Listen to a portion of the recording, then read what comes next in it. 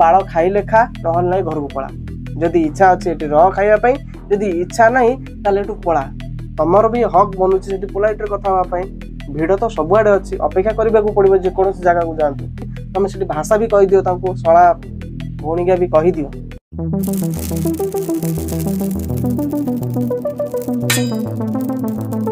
आपण के चिंता करें कि भाभी पारे आम संसार रे एबे भी 2025 मसीह एमितिका लोक अच्छा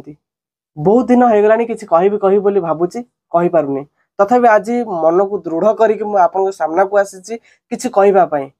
मनर उकी मारुवा किसी कथा कहवाई मुझे निश्चित भाव में आपण पाखे आसी पहुंची आपन कहि आपण लाइफ रे भी एमती घटी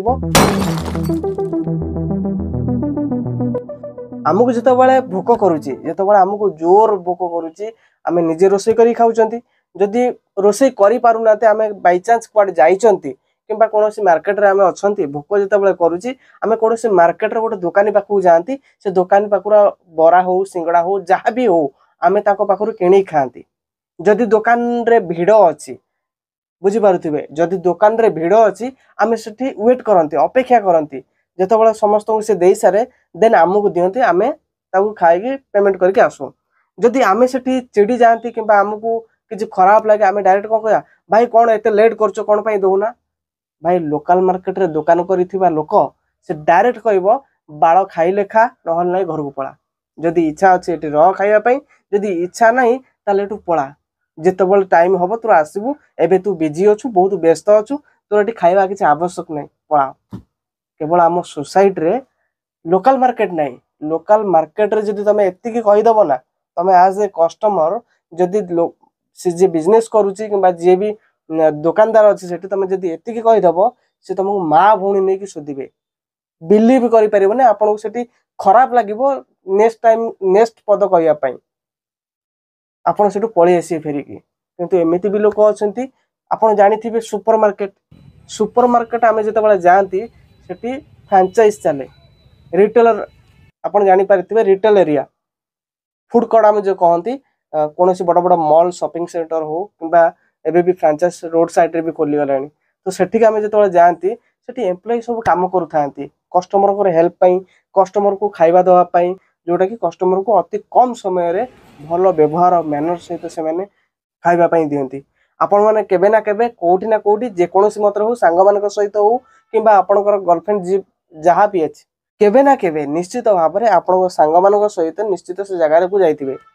फूड कोर्ट को जाइए जेकोसी मॉल एरिया हो कि जेकोसी भल भल ब्रांड को जाइए खावाई किसी एग्जांपल देबे लाइक जमती फूड कोर्ट रे जमती अच्छी KFC बर्गर किंग वा मोमो आउ स्ट्रीट फूड SS7 एमती किसी ब्रांड अच्छी जो आम जाकि खाती सेठी कस्टमर सहित जो एम्प्लॉय काम करती केमिति कथबार्ता हुए बहुत पोलाइटली से मैंने कथा होता कस्टमर सहित बट सेठी भी कस्टमर रागिकी माँ भौणी नहीं शोधती जो एम्प्लॉय माने निर्दोष माने किछि करी तांकर भूल ही नथिबो से माने माँ भौणी नहीं गाली शुणिबे चुपचाप छिड़ा हेबे जेकोसी जार भी भूल थाओ आइदर कस्टमर भूल थाओ कि एम्प्लॉय भूल थाओ किंतु भूल एम्प्लॉय ही मागी थांती कस्टमर से मद बिकी आसीथिबो टेंशन रे थिबो लोक भिड़ थे से माने देई पारु नथिबे तथापि से पोलाइट रे कथा होइथिबे तांको सहित भाई टिके अपेक्षा करंतु सार टिके अपेक्षा करंतु आम आपनको टाइम आसला हम आपको देदेबू से माने वेट करबा पई कहंतु वेट करबा पई से माने तांको आडू से कहि थांती टिके भाई भिड़ अछि रुहंतु संगे संगे हे जिवो से माने जो 10 घंटा 12 घंटा काम करती से पागल भरिया से काम करती जदि भिड़ हो जाए 4-5 जन लोक थे कि 4-5 जन एम्प्लॉय काम करुवे